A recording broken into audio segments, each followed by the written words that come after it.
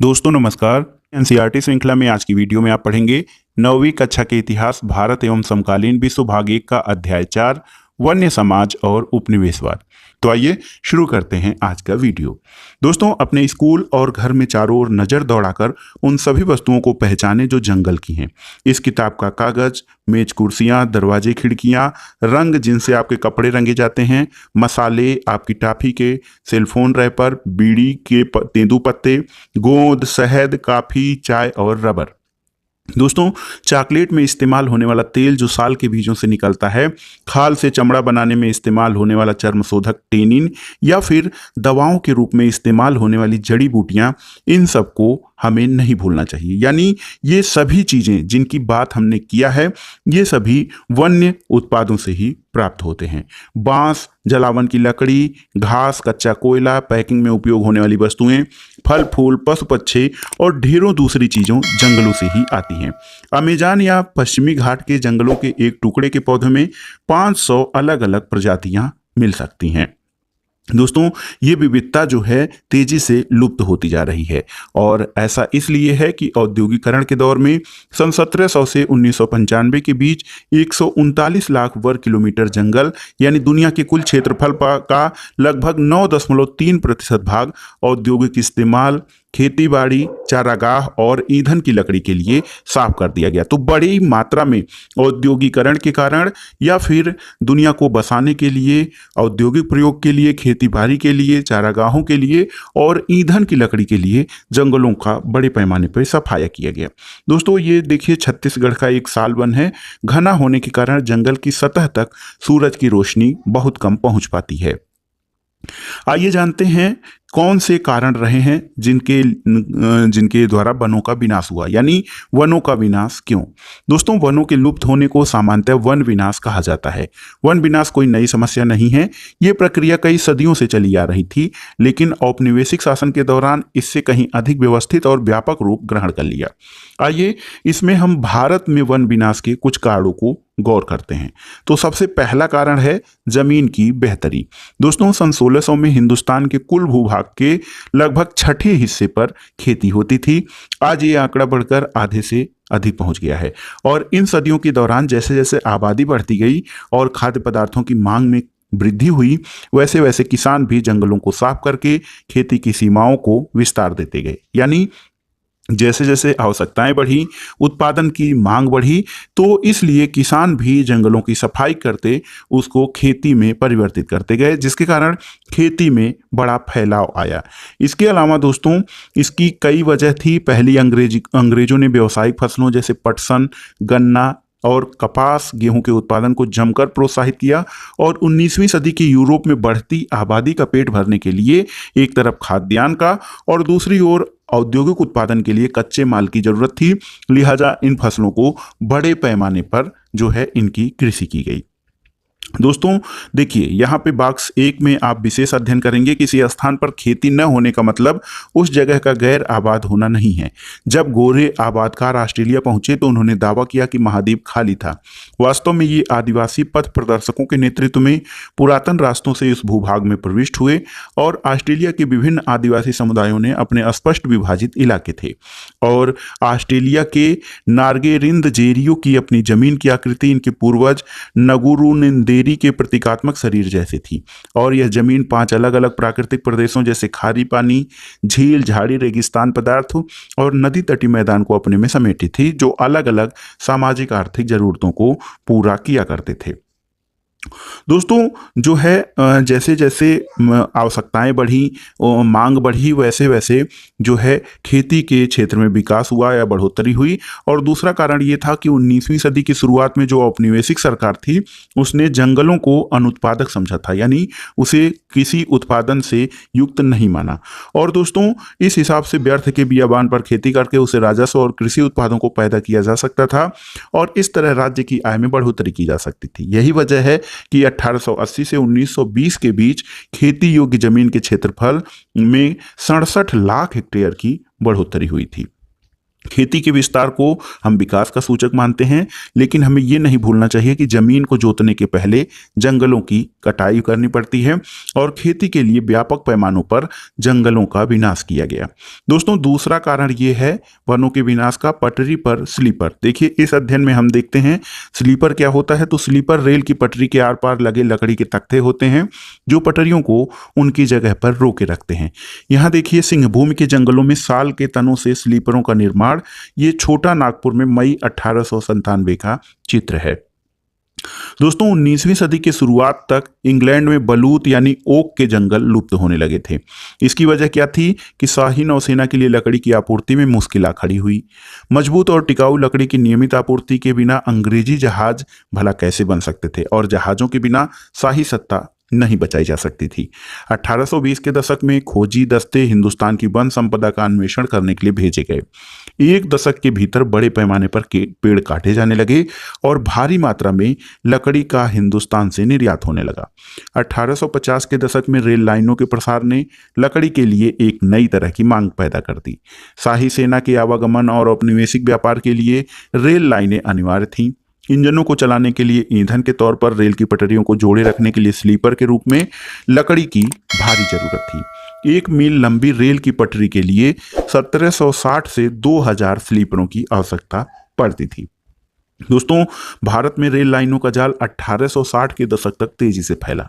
1890 तक लगभग 25,500 किलोमीटर लंबी लाइनें बिछाई जा चुकी थीं और 1946 में यानी स्वतंत्रता से तुरंत पहले इन लाइनों की लंबाई 7,65,000 किलोमीटर तक बढ़ चुकी थी और रेल लाइनों के प्रसार के साथ बड़ी तादाद में पेड़ भी काटे गए।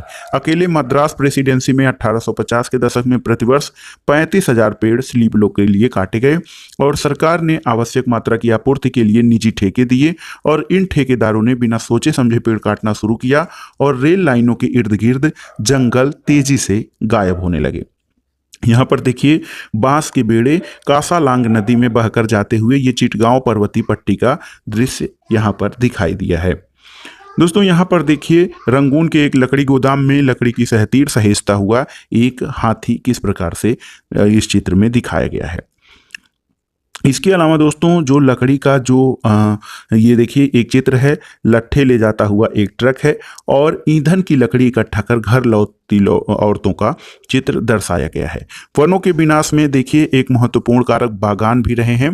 दोस्तों, यूरोप में चाय, कॉफी और रबर की बढ़ती मांग को पूरा करने के लिए इन वस्तुओं के बागान बने और इनके लिए प्राकृतिक वनों का एक भारी हिस्सा साफ किया गया। चाय, कॉफी और रबर ये बागानी फसलें हैं। दोस्तों, औपनिवेशिक सरकार ने जंगलों को अपने कब्जे में लेकर उनके विशाल हिस्से को बहुत सस्ती दरों पर यूरोपीय बागान मालिकों को सौंप दिया और इन इलाकों की बाड़ाबंदी करके जंगलों को साफ कर दिया गया और चाय, कॉफी की खेती की जाने लगी। यहाँ पर देखिए, इस चित्र में प्लेजर ब्रांड चाय का एडवर्टीजमेंट दिखाया गया है। दोस्तों, इसके अलावा जो है आपने देखा कि किस तरह से किन कार्यों के लिए, कृषि के लिए और रेल लाइन की स्लीपर के लिए और बागानों के लिए वनों की कटाई की गई। व्यावसायिक वानिकी की शुरुआत। दोस्तों, पिछले खंड में आपने देखा कि जहाज और रेल की पटरियां बिछाने के लिए अंग्रेजों को जंगलों की जरूरत थी। अंग्रेजों को इस बात की चिंता थी कि स्थानीय लोगों द्वारा जंगलों का उपयोग और व्यापारियों द्वारा पेड़ों की अंधाधुंध कटाई से जंगल नष्ट हो जाएंगे। इसलिए उन्होंने डायट्रिच बैंडिस नामक जर्मन विशेषज्ञ को इस विषय पर मशविरे के लिए बुलाया और उसे देश का पहला वन महानिदेशक नियुक्त किया गया।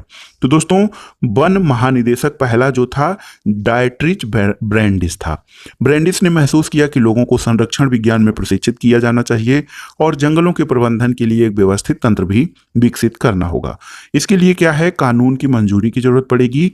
वन संपदा के उपयोग संबंधी नियम जब तय किए जाएंगे तो पेड़ों को कटाई और पशुओं को चराने जैसी गतिविधियों पर जब पाबंदी लगा दी जाएगी और जंगलों को लकड़ी उत्पादन के लिए आरक्षित तब किया जा सकता है और इस तंत्र की अवमानना करके पेड़ काटने वालों के लिए कठोर दंड की भी सजा की व्यवस्था करनी पड़ेगी। और इस तरह ब्रैंडिस ने 1864 में भारतीय वन सेवा की स्थापना की और 1865 के भारतीय वन अधिनियम को सूत्रबद्ध करने में सहयोग दिया। इंपीरियल फॉरेस्ट रिसर्च इंस्टीट्यूट की स्थापना 1906 में देहरादून में की गई और यहाँ जिस पद्धति की शिक्षा दी जाती थी उसे वैज्ञानिक वानिकी या साइंटिफिक फॉरेस्ट्री कहा गया। लेकिन आज पारिस्थितिकी विशेषज्ञों सहित ज़्यादातर लोग मानते हैं कि यह पद्धति कतई वैज्ञानिक नहीं है। यहाँ पे देखिए, the imperial forest school Dehradun Bharat का ये ब्रिटिश शासन में खुला पहला वानिकी स्कूल था। दोस्तों, वैज्ञानिक वानिकी के नाम पे क्या किया गया? तो विविध प्रजाति वाले प्राकृतिक वनों को काट डाला गया। इनकी जगह सीधी पंक्ति में एक ही किस्म के पेड़ लगा दिए गए। इसे बागान कहा जाता है। और वन विभाग के अधिकारियों ने जंगलों का सर्वेक्षण किया, विभिन्न किस्म के पेड़ों वाले क्षेत्र की नापजोख और वन प्रबंधन के लिए योजनाएं बनाई। और उन अधिकारियों ने यह भी तय किया कि बागान का कितना क्षेत्र प्रतिवर्ष काटा जाएगा। कटाई के बाद खाली जमीन पर पुनः पेड़ लगाए जाने थे ताकि कुछ ही वर्षों में यह क्षेत्र पुनः कटाई के लिए तैयार हो जाए। 1865 में वन अधिनियम के लागू होने के बाद इसमें 2 बार संशोधन किए गए। पहला संशोधन 1878 में और फिर 1927 में। 1878 वाले अधिनियम में जंगलों को 3 श्रेणियों में बांटा गया: आरक्षित वन, सुरक्षित वन और ग्रामीण वन। सबसे अच्छे जंगलों को आरक्षित वन कहा गया। गांव वाले जंगलों से अपने उपयोग के लिए यहाँ से कोई भी चीज नहीं ले जा सकते थे। वे घर बनाने या ईंधन के लिए केवल सुरक्षित या ग्रामीण वनों से ही लकड़ी ले जा सकते थे। वैज्ञानिक वानिकी शब्द एक आया है दोस्तों वन विभाग द्वारा पेड़ों की कटाई, जिसमें पूरे पुराने पेड़ काटकर उनकी जगह नए पेड़ लगाए जाते हैं। इसे वैज्ञानिक वानिकी कहा जाता है। दोस्तों, ये जो वैज्ञानिक वानिकी है, इससे लोगों का जीवन कैसे प्रभावित हुआ व्यावसायिक वानिकी से? तो एक अच्छा जंगल कैसा होना चाहिए, इसके बारे में वनपाल और ग्रामीणों के विचार बहुत अलग थे। एक तरफ ग्रामीण अपनी अलग अलग जरूरतों के लिए, देखिए किस तरह से ईंधन, चारे और पत्तों की आपूर्ति के लिए वन में विभिन्न प्रजातियों का मेल चाहते थे। वहीं वन विभाग को ऐसे पेड़ों की जरूरत थी जो जहाजों और रेलवे के लिए इमारती लकड़ी मुहैया करा सके। ऐसी लकड़ियां जो सख्त, लंबी और सीधी हों। इसलिए सागौन और साल जैसी प्रजातियों को प्रोत्साहित किया गया और दूसरी किस्में काट डाली गईं। वन्य इलाकों में लोग कंदमूल, फूल, पत्ते आदि वन उत्पादों का विभिन्न जरूरतों के लिए उपयोग भी करते हैं। फल और कंद अत्यंत पोषक खाद्य हैं, विशेषकर मानसून के दौरान जब फसल कटकर घर में न आई हो। दवाओं के लिए जड़ी बूटियों का भी इस्तेमाल होता है। लकड़ी का प्रयोग हल जैसे खेती के औजार बनाने में किया जाता है। बांस से बेहतरीन बाड़ें बनाई जाती हैं। इसका उपयोग छतरी और टोकरी बनाने के लिए भी किया जा सकता है। सूखे हुए कुम्हड़े के खोल का प्रयोग पानी की बोतल के रूप में किया जा सकता है। और जंगलों में लगभग सब कुछ उपलब्ध है। पत्तों को जोड़ जोड़कर खाओ फेंको किस्म के पत्तल और दोने बनाए जा सकते हैं। सियादी की लताओं से रस्सी बनाई जा सकती है। सेमूर यानी सूती रेशम की कांटेदार छाल पर सब्जियां छीली जा सकती हैं। और महुए के पेड़ से खाना पकाने के लिए, रोशनी के लिए तेल निकाला जा सकता है। तो बहुत सारी चीजें जो थी वो वनों से मिल सकती थी। लेकिन हुआ क्या कि वन अधिनियम के चलते देश भर में गांव वालों की मुश्किलें बढ़ गईं। और इस कानून के बाद घर के लिए लकड़ी काटना, पशुओं को चराना, कंदमूल इकट्ठा करना, रोजमर्रा की गतिविधियां जो हैं वो गैर कानूनी बन गई। यानी इस तरह की गतिविधियां अब लोग वनों से नहीं कर सकते थे। अब उनके पास जंगलों से लकड़ी चुराने के अलावा कोई चारा नहीं था और बचा इसके अलावा पकड़े जाने की स्थिति में वे वन रक्षकों की दया पर होते थे जो उससे घूस लेते थे। जलावनी लकड़ी एकत्र करने वाली औरतें विशेष तौर से परेशान रहने लगी और मुफ्त खाने पीने की मांग करके लोगों को तंग करना पुलिस और जंगल के चौकीदारों के लिए सामान्य बात हो गई थी। वनों के नियमन से या वनों का कानूनी रूप से जो वन हो गया, अधिनियम बन गए, उससे खेती कैसे प्रभावित हुई? तो दोस्तों, यूरोपीय उपनिवेशवाद का सबसे गहरा प्रभाव झूम या घुमंतु खेती की प्रथा पर पड़ा। एशिया, अफ्रीका और दक्षिणी अमेरिका के अनेक भागों में ये खेती का परंपरागत तरीका है। इसके कई स्थानीय नाम हैं। दक्षिण पूर्व एशिया में इसे लादिंग कहा जाता है, मध्य अमेरिका में मिल्पा, अफ्रीका में चितमेन और श्रीलंका में चेना कहा जाता है। हिंदुस्तान में घुमंतु खेती के लिए धया, पेंदा, बेवर, नेवड़, झूम, पोंडू, खंदाद और कुमरी ऐसे ही कुछ स्थानीय नाम हैं। घुमंतु कृषि या चल कृषि के लिए जंगल के कुछ भागों को बारी बारी से काटा जाता है और जलाया जाता है और मानसून की पहली बारिश के बाद इस राख में बीज बो दिए जाते हैं और अक्टूबर-नवंबर में फसल काटी जाती है। इन खेतों पर 1-2 साल खेती करने के बाद इन्हें 12 से 18 साल तक के लिए परती छोड़ दिया जाता है, जिससे फिर से वहां जंगल पनप जाए। और इन भूखंडों में मिश्रित फसलें उगाई जाती हैं, जैसे मध्य भारत और अफ्रीका में ज्वार बाजरा, ब्राजील में कसावा और लैटिन अमेरिका के अन्य भागों में मक्का और फलियां। तो यूरोपीय वन रक्षकों की नज़र में ये तरीका जंगलों के लिए नुकसानदेह था। उन्होंने महसूस किया कि जहां कुछ एक सालों के अंतर पर खेती की जा रही हो, ऐसी जमीन पर रेलवे के लिए इमारती लकड़ी वाले पेड़ नहीं उगाए जा सकते हैं। तो इसके लिए क्या हुआ कि साथ ही जंगल जलाते समय बाकी बेशकीमती पेड़ों की भी फैलती लपटों की चपेट में आ जाने का खतरा बना रहता है।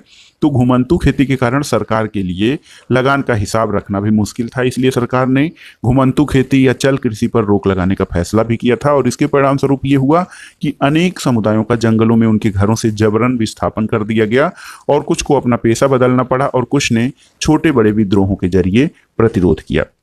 दोस्तों यहाँ पर देखिए एक लड़के का चित्र है। ये मछली मारने वाला एक लड़का है, अपने माँ बाप के साथ जंगल जाते हैं और बहुत जल्द मछली पकड़ना और वन उत्पादों को इकट्ठा करना सीख जाते हैं। शिकार की आज़ादी किसे थी? दोस्तों जंगल संबंधी जो नए कानून थे, इनसे वनवासियों के जीवन को एक तरह से प्रभावित किया।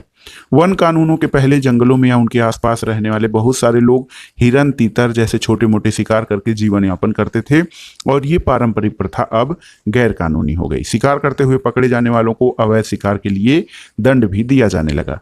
जहां एक तरफ वन कानूनों ने लोगों को शिकार के परंपरागत अधिकार से वंचित किया, वहीं बड़े जानवरों का आखेट एक खेल बन गया। हिंदुस्तान में बाघों और दूसरे जानवरों का शिकार करना सदियों से दरबारी और नवाबी संस्कृति का हिस्सा था। अनेक मुगल कलाकृतियों में शहजादों और सम्राटों को शिकार का मजा लेते हुए दिखाया गया है, लेकिन औपनिवेशिक शासन के दौरान शिकार का चलन इस पैमाने तक बढ़ा कि कई प्रजातियां जो हैं वो लगभग पूरी तरह से विलुप्त हो गई। और अंग्रेजों की नज़र में बड़े जानवर जंगली बर्बर आदि समाज के प्रतीक चिन्ह थे। उनका मानना था कि खतरनाक जानवरों आदि को मारकर वे हिंदुस्तान को सभ्य बनाएंगे। बाघ, भेड़िए और दूसरे जानवरों के शिकार पर यह कहकर इनाम दिए गए कि इनसे किसानों को खतरा है। 1875 से 1925 के बीच इनाम के लालच में 80,000 से ज्यादा बाघ, 1.5 लाख तेंदुए और 2 लाख भेड़िए मार गिराए गए। धीरे धीरे बाघ के शिकार को एक खेल की ट्रॉफी के रूप में देखा जाने लगा और अकेले जॉर्ज यूल नामक अंग्रेज अफसर ने 400 बाघों को मारा था। प्रारंभ में जंगल के कुछ इलाके शिकार के लिए ही आरक्षित थे और काफी समय बाद पर्यावरणविदों और संरक्षणवादियों ने आवाज उठाई कि जानवरों की इन सारी प्रजातियों की सुरक्षा होनी चाहिए, न कि इनको मारा जाना चाहिए। देखिए यहाँ पर नेपाल में शिकार के बाद लॉर्ड रीडिंग, यहाँ पर उसका चित्र दिखाया गया है कि किस तरह से दोस्तों फोटो में मृत बाघों की गिनती करें। 1 2 3 4 5 6 7 8 बाघ यहाँ पे मृत हैं। और ब्रिटिश औपनिवेशिक अफसर और राजा जब शिकार के लिए जाते थे तो उनके साथ नौकरों की एक पूरी फौज भी होती थी। कुशल शिकारी हाका लगाते थे और साहब को बस गोली भर चलाना होता था। दोस्तों एक देखिए एक स्रोत में हम बैगा के बारे में जानेंगे कि बैगा जो है मध्य भारत का एक समुदाय है और 1892 में जब उनकी घुमंतू खेती पर रोक लगा दी गई थी तो सरकार को ये याचिका दी गई कि हम रोज घूमते हैं, हमारे पास खाने का अनाज नहीं है, हमारे पास एक ही दौलत है, वह है हमारी कुल्हाड़ी। दोस्तों लेकिन सरकार ने इन पर पूरी तरह से प्रतिबंध लगा दिया था और सरकार उनकी जो है क्या है कि वो कहते थे कि हम कई पीढ़ियों से जहाँ पर रहते आए हैं, सरकार हमको उस अधिकार से बेदखल कर चुकी है। अब आइए देखते हैं दोस्तों नए व्यापार, नए रोजगार और नई सेवाओं के बारे में। जंगलों पर वन विभाग का नियंत्रण हो गया था तो कई लोग तरह तरह के नुकसान हुए, लेकिन कुछ लोगों को व्यापार के नए अवसरों का लाभ भी मिला। कई समुदाय जो थे अपने परंपरागत पेशे छोड़कर वन उत्पादों का व्यापार करने लगे। महज हिंदुस्तान ही नहीं बल्कि दुनिया भर में कुछ ऐसा ही नज़ारा दिखाई देता है। उदाहरण के लिए 19वीं सदी के मध्य में ऊंची जगहों पर रहकर मैनियोक उगाने वाले ब्राजीली अमेज़न में मुनुदुरुकु समुदाय के लोगों ने व्यापारियों को रबर की आपूर्ति के लिए जंगली रबर के वृक्षों से लेटेक्स एकत्र करना प्रारंभ किया और बाद में वे व्यापार चौकियों की ओर नीचे उतर आए और पूरी तरह व्यापारियों पर निर्भर हो गए। हिंदुस्तान में वन उत्पादों का व्यापार कोई अनोखी बात नहीं थी। मध्यकाल से ही आदिवासी समुदायों द्वारा बंजारा आदि घुमंतू समुदायों के माध्यम से हाथियों और दूसरे सामान जैसे खाल, सींग, रेशम के कोए, हाथी दांत, बांस, मसाले, रेसे, घास, गोद और राल के व्यापार के सबूत मिलते हैं। लेकिन अंग्रेजों के बाद व्यापार पूरी तरह सरकारी नियंत्रण में चला गया था। ब्रिटिश सरकार ने कई बड़ी यूरोपीय व्यापारिक कंपनियों को विशेष इलाकों में वन उत्पादों के व्यापार की इजारेदारी सौंप दी। और स्थानीय लोगों द्वारा शिकार करना और पशुओं के चराने पर बंदिश लगा दी गई। और इस प्रक्रिया में मद्रास प्रेसिडेंसी के कोरावा, कराचा और एरुकुला जैसे अनेक चरवाहे और घुमंतू समुदाय अपनी जीविका से हाथ धो बैठे। इनमें से कुछ को आपराधिक कबीले कहा जाने लगा और ये सरकार की निगरानी में फैक्ट्रियों, खदानों और बागानों में काम करने को मजबूर हो गए। दोस्तों, काम के नए अवसरों का मतलब ये नहीं था कि उनकी जीवन स्थिति में हमेशा सुधार ही हुआ हो। असम के चाय बागानों में काम करने के लिए झारखंड के संथाल और उरांव, छत्तीसगढ़ के गोंड जैसे आदिवासी मर्द और औरतों दोनों की भर्ती की गई। उनकी मजदूरी बहुत कम थी और कार्य स्थितियां बहुत ही खराब। उन्हें उनके गांव से उठाकर भर्ती तो कर लिया गया, लेकिन वहां पर उनकी वापसी आसान नहीं थी। अब आइए देखते हैं वन विद्रोह के संबंध में। दोस्तों, हिंदुस्तान और दुनिया भर में वन्य समुदायों ने अपने ऊपर थोपे गए बदलावों के खिलाफ बगावत की। संथाल परगना में सीधू और कान्हू, छोटा नागपुर में बिरसा मुंडा, आंध्र प्रदेश में अल्लूरी सीताराम राजू को लोकगीतों और कथाओं में अंग्रेजों के खिलाफ उभरे आंदोलनों के नायक के रूप में आज भी याद किया जाता है। हम बस्तर रियासत में 1910 में हुए एक विद्रोह का विस्तार से अध्ययन करेंगे। दोस्तों, बस्तर जो है वो छत्तीसगढ़ के सबसे दक्षिणी छोर पर आंध्र प्रदेश, उड़ीसा और महाराष्ट्र की सीमाओं से लगा हुआ क्षेत्र है। बस्तर का केंद्रीय भाग पठारी है और इस पठार के उत्तर में छत्तीसगढ़ का मैदान और दक्षिण में गोदावरी का मैदान है। इंद्रावती नदी बस्तर के आर पार पूरब से पश्चिम की ओर बहती है। बस्तर में मारिया और मुरिया गोंड, धुरवा, भतरा, हल्बा आदि अनेक आदिवासी समुदाय रहते हैं। अलग अलग भाषाएं बोलने के बावजूद इनके रीति रिवाज और विश्वास एक जैसे हैं। बस्तर के लोग मानते हैं कि हर एक गांव को उसकी जमीन धरती माँ से मिली है और बदले में वे प्रत्येक खेतीहर त्योहार पर धरती को चढ़ावा चढ़ाते हैं। धरती के अलावा वे नदी, जंगल और पहाड़ों की आत्मा को भी उतना ही मानते हैं। चूंकि गांव को अपनी चौहद्दी पता है, इसलिए ये लोग इन सीमाओं के भीतर ही समस्त प्राकृतिक संपदाओं की देखभाल करते हैं। और यदि एक गांव के लोग दूसरे गांव के जंगल से थोड़ी लकड़ी लेना चाहते हैं तो इनके बदले में वे छोटा शुल्क अदा करते हैं, जिसे देवसारी, दाण या मान कहा जाता है। कुछ गांव अपने जंगलों की हिफाजत के लिए चौकीदार रखते हैं, जिन्हें वेतन के रूप में हर घर से थोड़ा थोड़ा अनाज दिया जाता है। हर वर्ष एक बड़ी सभा का आयोजन होता है, जहां एक परगने के गांव के मुखिया जुटते हैं और जंगल सहित तमाम दूसरे अहम मुद्दों पर चर्चा करते हैं। देखिए दोस्तों, यहाँ पे किस तरह से एक चित्र में बस्तर में सेना का कैंप जो है ये 1910 में दिखाया गया है। ये जो है सेना तंबू, बावर्ची और सिपाहियों के साथ चलती थी। यहाँ एक सिपाही विद्रोहियों से सुरक्षा के लिए कैंप की पहरेदारी भी कर रहा है। लोगों में भय। दोस्तों, बस्तर के लोगों को क्या भय था? तो औपनिवेशिक सरकार के 1905 में जब जंगल के 2/3 हिस्से को आरक्षित करने, घुमंतू खेती को रोकने और शिकार और अन्य वन उत्पादों के संग्रह पर पाबंदी के प्रस्ताव रखे गए तो बस्तर के लोग बहुत परेशान हो गए। कुछ गांवों को आरक्षित वन क्षेत्रों में इस शर्त पर रहने दिया गया कि वे वन विभाग के लिए पेड़ों की कटाई और ढुलाई का काम मुफ्त में करेंगे और जंगलों को आग से बचाएंगे। बाद में इन गांवों को वन ग्राम कहा जाने लगा। बाकी गांव के लोग बगैर किसी सूचना या मुआवजे के हटा दिए गए। काफी समय से गांव वाले जमीन के बढ़े हुए लगान और औपनिवेशिक अफसरों के हाथों बेगार और चीजों की निरंतर मांग से त्रस्त थे। इसके बाद भयानक अकाल का दौर आया। पहले 1899 से 1900 और फिर 1907-08 में वन आरक्षण में चिंगारी का काम किया। दोस्तों, यहाँ पर देखिए, लोगों ने बाजारों में, त्योहारों के मौकों पर और जहाँ कहीं भी गांव का मुखिया और पुजारी इकट्ठा होते थे, जमकर इन पर चर्चा करते थे। दोस्तों, बहुत सारे लोग जो थे इस आंदोलन में शामिल हुए और 1910 में आम की टहनियाँ, मिट्टी के ढेले, मिर्च और तीर गांव गांव चक्कर काटने लगी। यह गांव में अंग्रेजों के खिलाफ बगावत का संदेश थे। हर एक गांव ने इस बगावत के खर्चे में कुछ न कुछ मदद की। बाजार लूटे गए, अफसरों और व्यापारियों के घर, स्कूल और पुलिस थानों को लूट लिया गया और जलाया गया। अनाज का पुनर्वितरण किया गया। देखिए, लेकिन इन घटनाओं के एक चश्मदीद गवाह मिशनरी विलियम वार्ड ने लिखा, पुलिस वालों, व्यापारियों, जंगल के हड़दलियों, स्कूल मास्टरों और प्रवासियों का जो हुजूम था चारों तरफ से जगदलपुर में चला आ रहा था। अंग्रेजों ने बगावत को कुचलने के लिए सैनिक भेजे। आदिवासी नेताओं ने बातचीत करनी चाहिए, लेकिन अंग्रेज फौज ने उनके तंबुओं को घेर कर उन पर गोलियां चला दी।